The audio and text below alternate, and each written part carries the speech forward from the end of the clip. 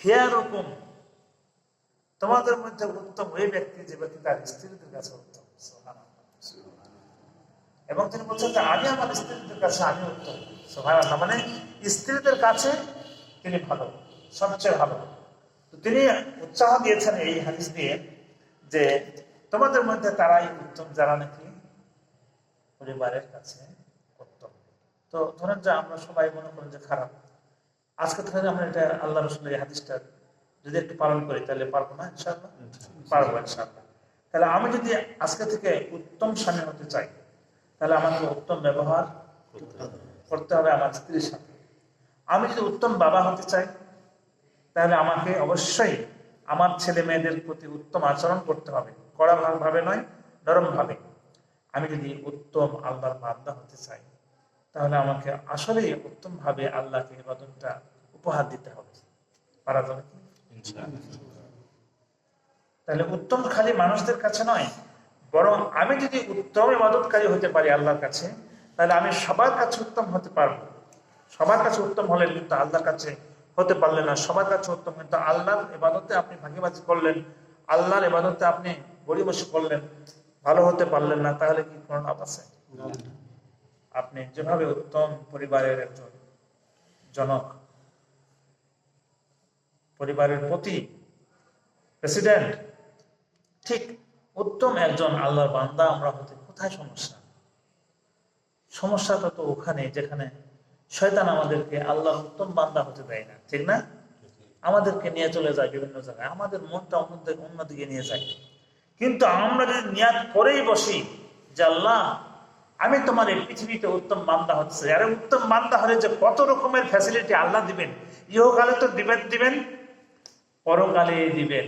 হাদিসটি আমার রকম মনে নাই, তো হাদিসটি বলতেছি, আল্লাহ রাসূল বলছেন, এই হাদিসটা বলে আমরা নামাজে যাব, নামাজে চলে যাবো আবার। সেখানে আল্লাহ রাসূল বলছেন যে ইন্নাল্লাহা লা ইয়াযলিমু মুমিনান হাসানাতান, আল্লাহ মুমিনদেরকে নেকি দিতে তুমি জুলুম করবেন না। নেকি দিতে, পুণ্য দিতে, আপনি যে মুমিন, আপনি একটা ভালো কাজ করতেছেন, আপনাকে এই ক্ষেত্রে নেকি দেওয়ার ক্ষেত্রে আল্লাহ পাক কোনো জুলুম করবেন না। যা পাবেন, আপনি আল্লাহকে ভয় করে মসজিদে এসেছেন না, আসছেন তো, আপনার এই আশাটা দেখে খুশি হয়ে আল্লাহ আপনাকে যতটা নেকি দেওয়া দরকার অতটাই তিনি দিবেন, তার চেয়ে বেশি দিবেন। তারপরে কি বলছেন ওই হাদিস, আল্লাহ কি বলছেন কি যে ইউতা বিহা ফিদ দুনিয়া, মুমিন ব্যক্তি যে ভালো কাজ করবে, তোমাকে দুনিয়াতে আল্লাহ রাব্বুল আলামিন এটার কারণে তাকে খাওয়াবে। ইউতা বিহা ফিদ দুনিয়া, প্রতিদান নয় কিন্তু, প্রতিদান তো আখিরাতে।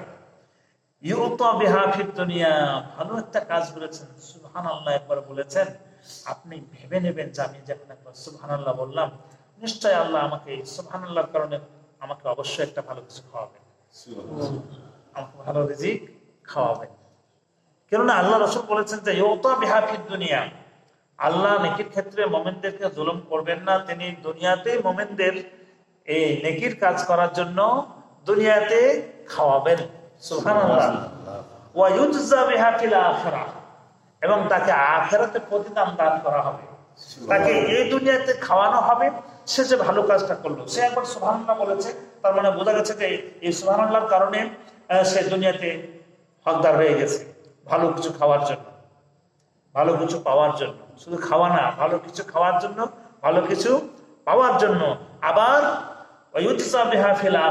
আখিরাতেও আল্লাহ সুবহানাহু ওয়া তাআলা তাকে প্রতিদান দান করবেন, যে ভালো কাজটা করেছেন এটার কারণে দুইবার প্রতিদান। যদি আমরা ধরতে চাই তাহলে কয়বার হচ্ছে? দুইবার। একবার দুনিয়ার নাজ নিয়ামত, দুনিয়ার ভালো জিনিস আপনাকে খাওয়াবে আল্লাহ। আপনি ভালো কাজ করছেন না, ভালো ইবাদত করেছেন না, ভালো ইবাদত আপনি করেছেন, আল্লাহকে ভালো ইবাদত দিয়ে আপনি আল্লাহকে খুশি করেছেন, এর জন্য দুনিয়াতে আল্লাহ একবার ভালো খাওয়াবে। আর ওয়ায়ুজজা বিহা ফিল আখিরাহ, এই ভালো কাজটার কারণে আবার আখিরাতে আবার এটার কারণে আবার প্রতিদান দান করবেন। সুবহানাল্লাহ।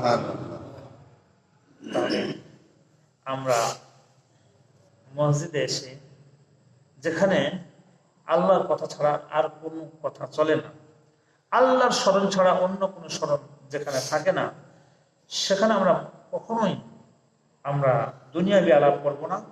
আর মসজিদকে আমরা বাড়ি বানার চেষ্টা করব। ইন্নাল মসজিদা বাইতুত তাকী, মসজিদ হলো তাকওয়াবানদের, নেককার পরেজগারদের বাড়ি।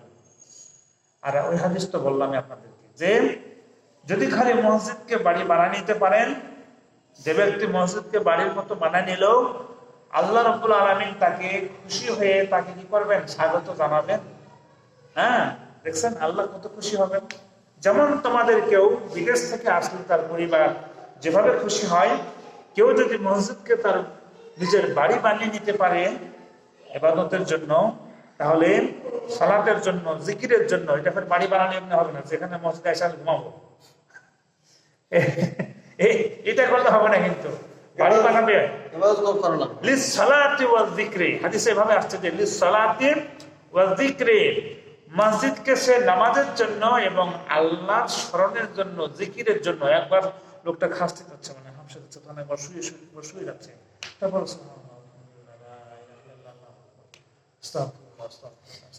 মানে আল্লাহ জিকির করতেছে। আবার বলছে যে না, আরো দূরে নামাজ পড়ে, নফল নামাজ পড়তে আছে। জোহর টাইম হয়নি, তাও বেচারা 11টার সময় ঢুকে গেছে মসজিদে। হ্যাঁ, আড়াইটার দিকে মসজিদে ঢুকে জিকির আজকাল করতেছে। ইশারার পরে দেখতেছে মসজিদ লোকটা। তার মানে এই লোক মসজিদকে বাড়ি বানায় নিয়েছে কিসের জন্য? লিসসালাতে, নামাজের জন্য, ওয়া যিকরে এবং জিকিরের জন্য। তাহলে না আল্লাহ আপনাকে ওই সুসংবাদ, ওই মানে স্বাগত জানাবেন, খুশি হয়ে আপনাকে সাদরে গ্রহণ করবেন, যেভাবে কোনো ব্যক্তি বিদেশ থেকে আসলে তার পরিবার তাকে গ্রহণ করে। আল্লাহ আমাদেরকে মসজিদকে ইবাদতের জন্য এবং জিকিরের জন্য বাড়ি বানার তৌফিক দান করুক। আমিন। আল্লাহ তুমি আমাদেরকে কবুল করো রব্বুল আলামিন। আমরা যেন তোমার উত্তম বান্দা হতে পারি, তোমার উত্তম আবেদ বান্দা, তার মানে ইবাদতকারী বান্দা হতে পারি। তুমি আমাদেরকে উত্তম বান্দা হিসাবে কবুল করে নাও। আল্লাহুম্মা আমিন। সুবহানাকাল্লাহুম্মা ওয়া বিহামদিকা আশহাদু আল্লা ইলাহা ইল্লা আনতা আস্তাগফিরুকা ওয়া আতুবু ইলাইক। এবার চলেন